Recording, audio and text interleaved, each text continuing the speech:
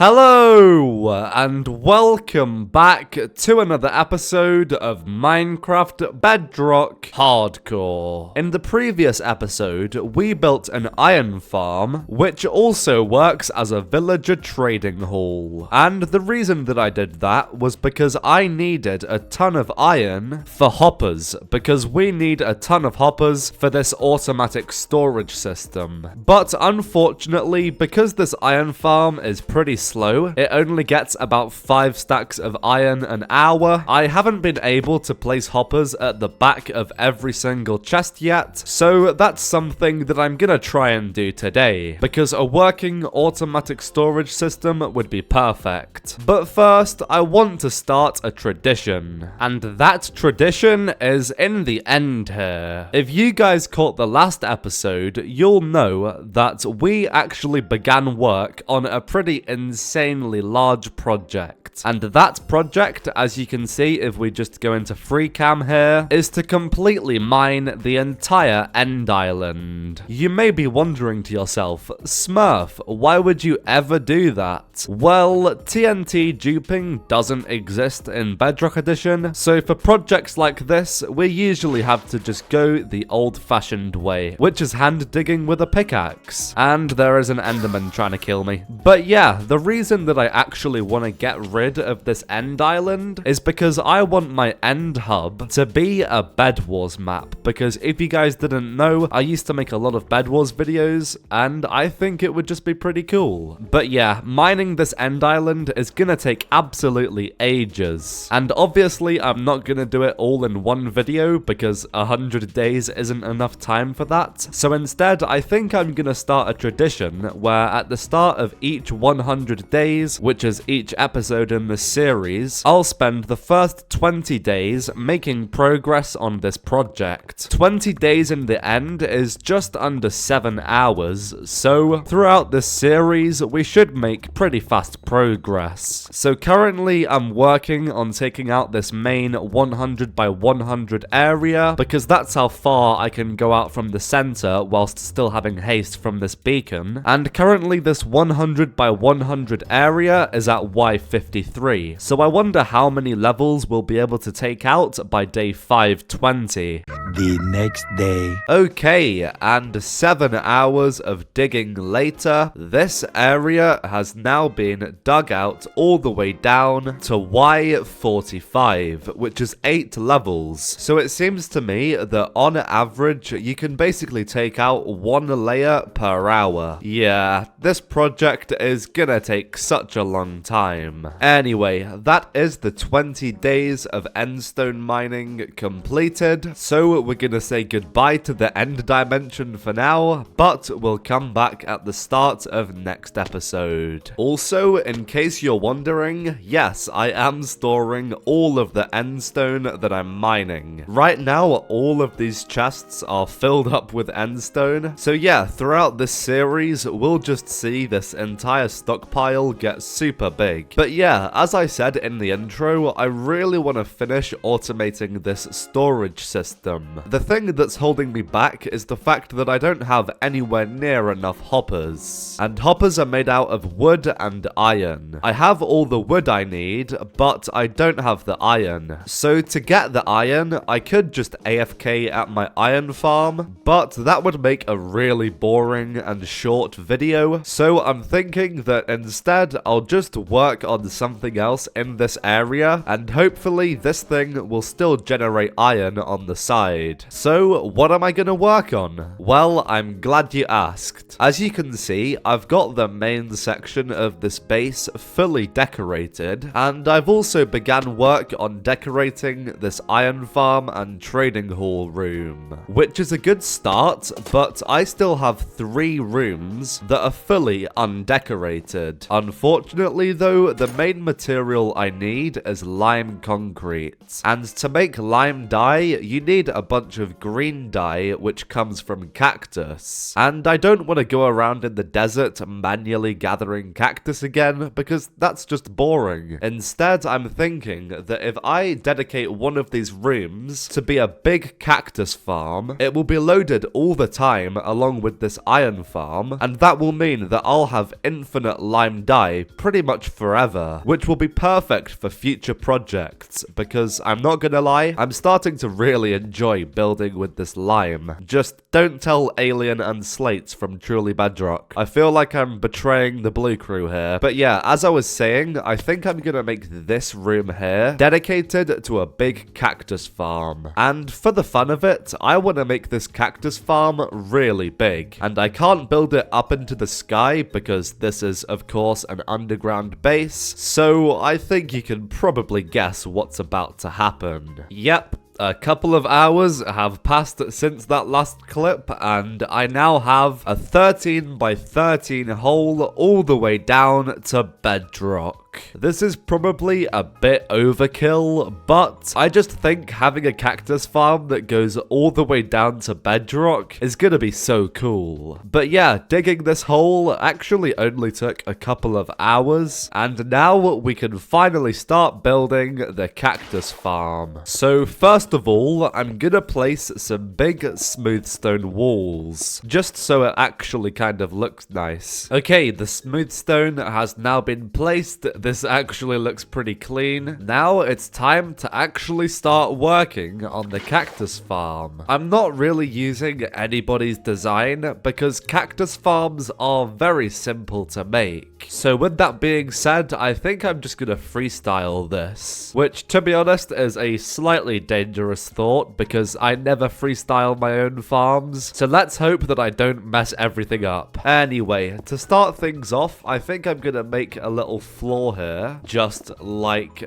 that. And then let's just place a row of blocks on one side. And now I'm gonna make a quick infinite water source so that I can place a bunch of water on top of these blocks. There we go. And now, of course, I can just get rid of this infinite water source. So now, when cactuses fall, they'll just land in this water and get pushed to here. Then I can put a double chest here with some hoppers running into it, and then also some hoppers running into those hoppers. I could have done this with another water stream going sideways, I guess, but I don't really care. This works just as well. So if we drop some items here, they'll just flow down into the hoppers and then into the double chest. Okay, cool. So that's the item collection fully complete. Now I've got to actually build all of the layers of the cactus farm. So I think I'll show the first layer of how this is gonna work, and then I'll just do the rest of the layers off camera. So let's place a temporary block here so that I can place a block there. Now I'm gonna make a line of blocks just like this, and then I'm gonna take out every second block. Then I'll do the same this way, once again taking out every second block. It is a little bit annoying having to do this, but obviously you can't place blocks in midair, so it's just a necessary step of the process. So I think a 4x4 grid is going to be perfect. Now I need to place some sand on top of the blocks. Obviously I need these blocks here because otherwise the sand would just fall straight down. But yeah, then the cactus just goes on top of the sand, and I need to be careful here. If I somehow die and lose this world to a cactus, that would probably be the most embarrassing way to lose a hardcore series. But yeah, now I just need to place some fences like this. There we go. And now once the cactuses grow, they just get taken out by the fences and land in the water stream. And yeah, that is honestly pretty much it. Cactus farms are pretty much just about as simple as farms get. So that's why for once I didn't need a tutorial. Now it's just a case of building this exact thing over and over again until I get to the top. This is probably gonna take a while. Okay, and a few hours have passed since the last clip, and as you can see, the cactus farm has now been fully constructed. I believe if I fall down there, I only lose 6 hearts, so I won't die and lose this hardcore world. But yeah, if I show you you here, as you can see, we only have 18 stacks of cactus. And this thing has actually been running for a few hours, and it generates a whole lot more than that. The reason that there's only 18 stacks in that chest is because, if I can actually fly out of here, you'll see that I have used a bunch of cactus for lime dye to completely decorate this room. And yeah, I've just kind of gone with the same design that I've been using in this entire base, which I've really been liking. But yeah, we now have a full cactus farm. I believe this thing is about 20 layers or something like that, so a little bit ridiculous, and I just dropped in again. Whoops. But yeah, this project was actually really easy to do, and I'm glad that we now have a huge cactus farm in this base. As well as decorating this room, I figured that I might as well just go all out and decorate the fourth and final external room in this base. Well, I guess it's not really external, it's still internal, but I mean just these little diagonal rooms outside of the main area here. And yeah, once again, I've just gone with the same design. I'm not entirely sure what this room is going to be dedicated to in the future, but for now, I've just got my temporary storage in here. But guys, that's about to change right now, because due to the fact that I've been working in this area, my iron farm has been running this entire time. And according to my calculations, I believe that I should have enough iron to make enough hoppers for the rest of this storage system. And yes, there's a cat dying right behind me. Oh my gosh. For some reason, I feel a lot of sympathy towards these cats dying, but not a lot of sympathy towards these pandas. Strange that. Oh yeah, also, forgot to say, but guys, check out this wall design. I've made this wall design on all 4 main walls of this base here, and I'm not gonna lie, I have to agree with the message. I'm getting really close to 10,000 subscribers, so if you guys could, as the wall suggests, sub. I didn't have enough space to write scribe, so if you guys could sub to the channel, that would be absolutely awesome. Anyway, enough dilly-dallying, let's place the rest of the hoppers and the rest of the redstone behind these chests.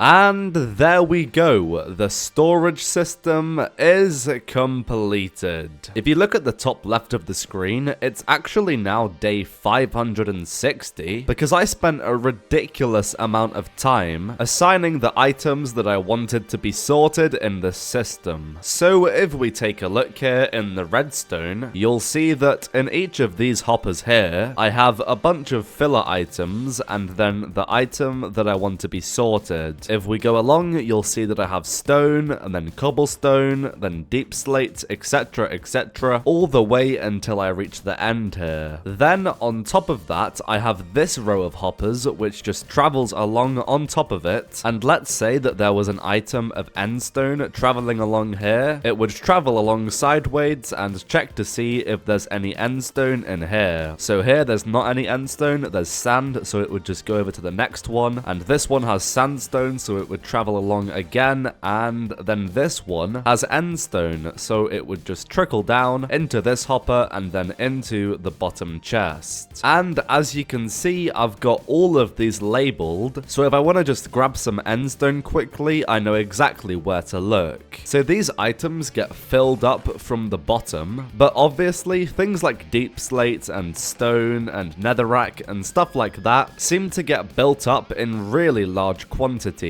And I've only got 7 double chests for each item. So if I'm noticing that these chests are starting to really fill up, I go through and manually put them into shulker boxes, and then I put those shulker boxes in this top chest here. So that part isn't automatic, but it's just the way that I've always done it, and I don't really mind. The only thing is, this costs a lot of shulker boxes, so I had to spend a few days in the end just going from end city to end city, killing all of the shulker boxes in sight. that. But yeah, as you can see, I've managed to fill up about half of this entire storage system with all of the items that I have a bunch of. If we take a look at my temporary chest monster, these are just all of the items that I don't currently have an item filter for. So yeah, the last thing that I'll show you is just this input system here. What I do is I just fly up here and I can just dump my inventory into this chest. And as you can see, this input actually goes up a few levels, just so if I want to access the input to the storage from outside, I can do it from here, which is actually pretty handy. I don't have to go all the way downstairs if I don't want to. But yeah, that is the huge storage system project fully completed. My boy, this took a long time. Anyway, you may be wondering, what am I gonna do for the next 40 days? Well, there's one item that I currently have 0 of to my name, and it's an item that is pretty important in hardcore mode, and that is a totem of undying. Having infinite totems in hardcore mode is a really smart thing to do, because obviously if you die, you don't actually die straight away and you have a chance at surviving. And I'm trying to play this world as safe as possible because I want to keep this series going for a long time, and if I don't get totems, at some point I'm definitely gonna die to something stupid. So I think it's time to build a raid farm. So I've already got all of the materials I need, and it was actually super fast gathering all of them with this new storage system. I already had everything here once again, and if you're wondering, yes, this farm is once again a design from Silent Whisperer. But yeah, the first thing that I need to do is actually find myself a pillager outpost. Okay, so according to Chunk Base, this outpost right here is the closest to my base. It's about 1,000 blocks away, which isn't the most ideal, but there's not really anything I can do about that. So without any further ado, let's build this raid farm.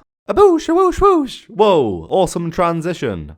Okay, well, the raid farm is completed. I fully intended for this to be a time lapse. However, when I was recording this, I actually had a power cut in real life, and the file that was recording when I had the power cut ended up corrupting. So there's no time lapse for you guys, I guess. But yeah, I'm not really gonna go in depth on how this thing works. It's pretty self-explanatory. Silent Whisperer's tutorial for this will be linked in the description, so if you're interested about the mechanics, you can go watch his video there. So yeah, just from a few minutes of running this farm, I already have 5 totems of undying, which will hopefully last me quite a long time. But yeah, once I actually run out of totems and I need more, I'll come back to this project and complete the storage. But yeah, for now, this mission is successful. It's a shame that the raid farm is like 1,000 blocks away, but it was just where the nearest outpost was, so there wasn't really anything I could do about that. I guess in the future, I'll just link up a portal to it. Anyway, yeah guys, that is the raid farm fully completed. The second farm that I have made in this video, which is pretty cool. The next project that I want to do today is actually in the Nether. If we take a look here, this Nether hub is a little bit pathetic. I have the portal to my house, which is here, and then all the way over there, I have a portal to the end dimension. Eventually, I want to dig out a huge area and make a really cool Nether hub, so I think I'm going to spend a few hours just making progress on that. Currently, this place is at Y15, so I might just try and dig this down to Bedrock level, which I believe is about 10 layers down. And as a byproduct of this, we'll probably get a bunch of netherite, which will be cool. Okay, well, as per usual, I may or may not have got very slightly carried away. Yeah, as you can see from the top left of my screen, it is now day 600. I ended up just mining netherrack in this area for around about 10 hours in total, which is a little bit crazy, I know. I guess I'm just a digging enthusiast. But yeah, as you can see here, I've pretty much filled up all of my leftover shulker boxes with netherrack and blackstone stone and quartz and even a bunch of netherite, which is pretty cool. But more importantly, I have this really big area now, which isn't quite dug down to bedrock, which I do want, so I'll have to come back here probably in a few episodes time and finish this off. But I can now use all of this space as a huge nether hub at the bottom of the nether, so it's nice and safe. And yeah, I think it's gonna look really good once it's all decorated, and I'm really excited for this project, along with all of the other awesome projects that we're gonna be doing soon in this world. But anyway guys, this was 600 days in Minecraft Bedrock Hardcore. If you enjoyed, please consider leaving a like and also subscribing to the channel. We are getting so close to 10,000 subscribers now. I'm pretty sure I'm like 460 away at the time of recording. And yeah, honestly, you guys do not understand how much this means to me. I've been chasing this goal for a really long time, and yeah, it's gonna be so sick when we hit it. And I really can't thank you guys enough for watching these videos. But yeah, with all of that said, we have missed the sunset, so it's not as cool, but I will see you in the next episode.